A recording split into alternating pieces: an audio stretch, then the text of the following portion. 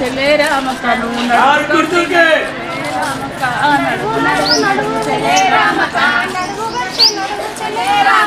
జై తెలంగాణ జై తెలంగాణ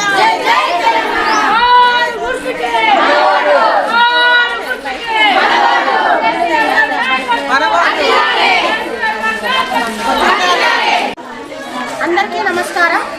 ఈరోజు ఎలక్షన్లు ఉన్నందువలన నాకు బీఆర్ఎస్ ప్రభుత్వం ద్వారా 5వ వార్డుకి టికెట్ ఇవ్వడం జరిగింది.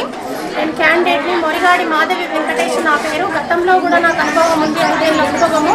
వైస్ చైర్మన్గా చేయడం జరిగింది. ఎన్నో అభివృద్ధి పనులు నేను చేశాను నా వార్డులో. ఇప్పుడు వార్డుకి తిరుగుతుంటే ప్రతి ఒక్క అక్క చెల్లె అన్న మీరు ఎందుకు తిరుగుతున్నారు మేడం, ఆల్రెడీ మీరు అభివృద్ధి చాలా చేశారు, మీరు మాకు చెప్పని అవసరం లేదు, మీ మీద నాకు పూర్తి నమ్మకం ఉంది, మేము మిమ్మల్ని గెలిపించుకుంటాం, కార్కే ఓటేస్తాం, కార్కి ఓటేయడం వల్ల కేసీఆర్ సార్ గెలవడం వల్ల మళ్ళీ మాకు పాత రోజులు వస్తాయని వాళ్ళే మాకు ప్రచారం చేస్తున్నారు. నాకు చాలా సంతోషంగా ఉంది.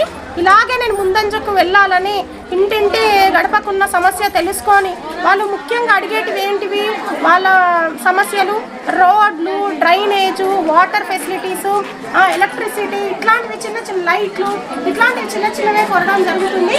అవన్నీ కూడా నేను చేస్తానని వాళ్ళకు హామీ ఇచ్చాను ఆల్రెడీ. నాకు అనుభవం కూడా ఉంది కాబట్టి ప్రతి ఒక్క అక్క చెల్లె నాతో పాటే నన్ను గెలిపిస్తారని మాట ఇస్తున్నారు.